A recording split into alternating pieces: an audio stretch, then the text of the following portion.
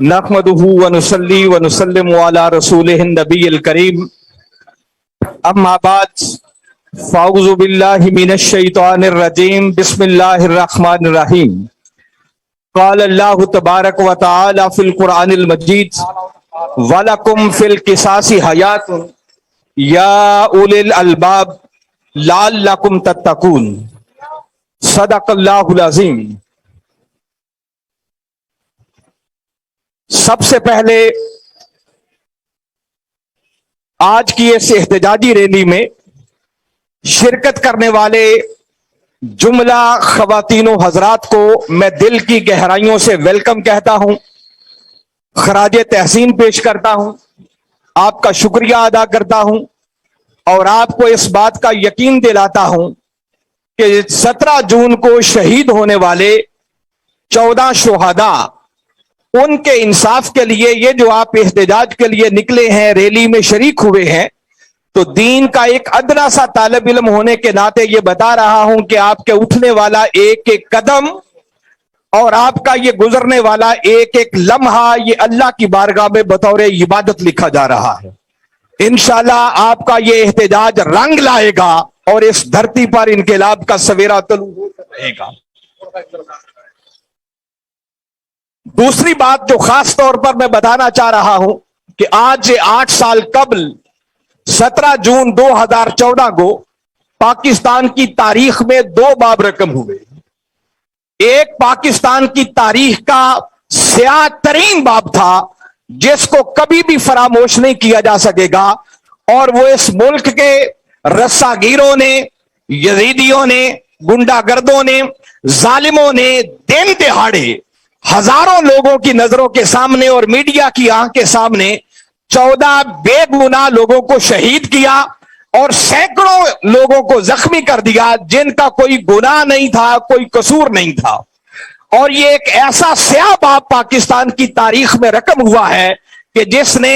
हकीकत ये है कि इस पाकिस्तान के जो इस्लामी जमहूरिया पाकिस्तान है उस पर एक बहुत बड़ा सवालिया निशान खड़ा कर दिया है कि इस्लाम कहां है, जमहूरियत कहां है। वो इस्लाम जो जानवरों तक के हुकूक की हिफाजत की बात करता है, उस इस्लामी जमहूरिया पाकिस्तान के अंदर अगर दिन दिहाड़े 14 बेगुनाह लोगों को शहीद कर दिया जाए और सैकड़ों लोगों को जख्मी कर दिया जाए, तो उस पाकिस्तान के अंदर आप अंदाजा कर सकते हैं कि इस्लाम नाम की कोई चीज नजर नहीं आ रही। दूसरी बात मैं बता रहा हूं कि स्याह तरीन बाब के अंदर जब 14 बेगुनाह लोगों को शहीद किया गया तो कुरान कहता है मन कतल नफ्सन बेगैर नफ्सिन औ फसादिन फिल अर्द फकान्नमा कतल अन्नास जमीया, कि जिसने किसी एक बेगुनाह शख्स को कत्ल किया, नाहक कत्ल किया या इस जमीन पर फसाद फैलाया, तो एक नाहक कत्ल करना ऐसे ही है जैसा कि उसने पूरी इंसानियत को कत्ल कर डाला। 17 जून 2014 का दिन इस बात पर गवाह है कि उस दिन ऐसा तारीख का स्याह बाब रकम हुआ कि एक बार नहीं 14 शहीद करके 14 मर्तबा पूरी इंसानियत को कत्ल किया गया। आप अंदाजा कर लें कि ऐसे बेगुनाह लोगों को शहीद करने वाले वो कभी भी अपने अंजाम बद से बच नहीं सकते हैं।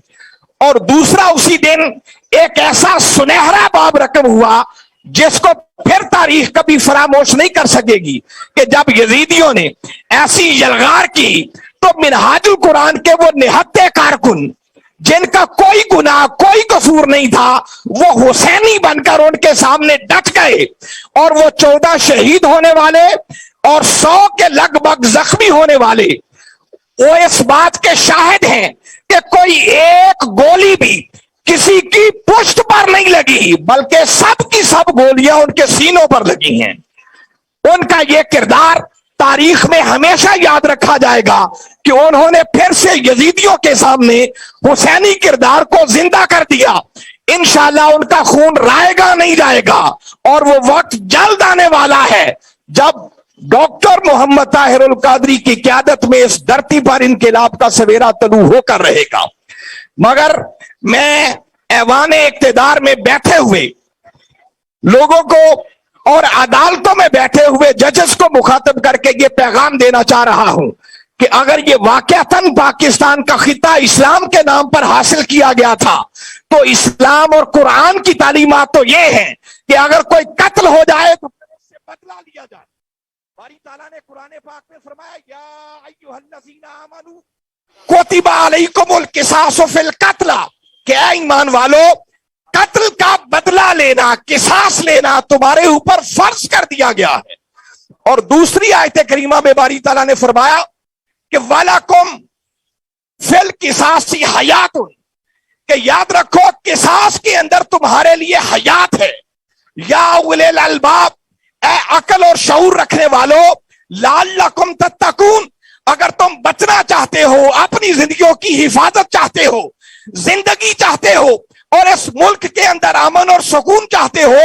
تو قرآن اس کا ایک ہی راستہ بتاتا ہے کہ تمہاری زندگی کا راز اس بات کے اندر ہے کہ قاتلوں سے قصاص لیا جائے. لہذا میں بارے دیگر برسر اقتدار بیٹھے ہوئے حکمرانوں کو بھی اور ججز کو بھی متوجہ کرنا چاہ رہا ہوں کہ اپنا کردار ادا کریں, قاتلوں کو کیفر کردار تک پہنچائیں تاکہ اس ملک کے اندر امن اور سکون کا بول بالا ہو اور یہاں کے رہنے والوں کی زندگی کی ضمانت مل سکے. ہمیں مایوسی نہیں ہے, ہم تو یہ عبادت سمجھ کر رہے ہیں. اگر تمہاری مکارانہ چالوں کی وجہ سے یہاں انصاف نہ مل سکا تو اللہ کی عدالت سے تو تم بچ نہیں سکتے ہو. باری تعالیٰ نے قرآن پاک میں ارشاد فرمایا وَمَن يَقْتُلْ مُؤْمِنًا مُتَعَمِّدًا فَجَزَاؤُهُ جَهَنَّمَ جس نے جان بوجھ کر ارادتاً کسی مومن کو قتل کیا اس کی سزا سوائے جہنم کے اور کچھ نہیں. خالداً فیہا پھر وہ ہمیشہ جہنم کی آگ میں جلیں گے. وغضب اللہ علیہ اللہ ان پر اپنا غضب فرمائے گا. اور پھر آگے ان کے لیے فرمایا وَلَعْنَهُ اللہ ان پر لعنت فرمائے گا. وَعَدَّ لَهُ عَذَابًا عَظِيمًا اور اللہ نے ایسے بدبختوں کے لیے عظیم عذاب تیار کر رکھا ہے. میں قاتلوں کو بھی پیغام دینا چاہ رہا ہوں کہ اس وقت پھانسی کے پھندے پر لٹکنا تمہارے لیے آسانی ہے. ابھی اپنے آپ کو پیش کرو ورنہ خدا کی عدالت سے بچ نہیں سکتے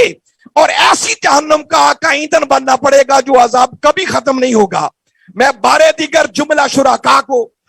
ان کا شکریہ ادا کرتا ہوں کہ جنہوں نے شرکت کی. انشاءاللہ آپ کا یہ شرکت کرنا احتجاجی ریلی میں شریک ہونا رنگ لائے گا اور انشاءاللہ اس دھرتی پر انقلاب کا سویرا طلوع ہو کر رہے گا. بہت شکریہ.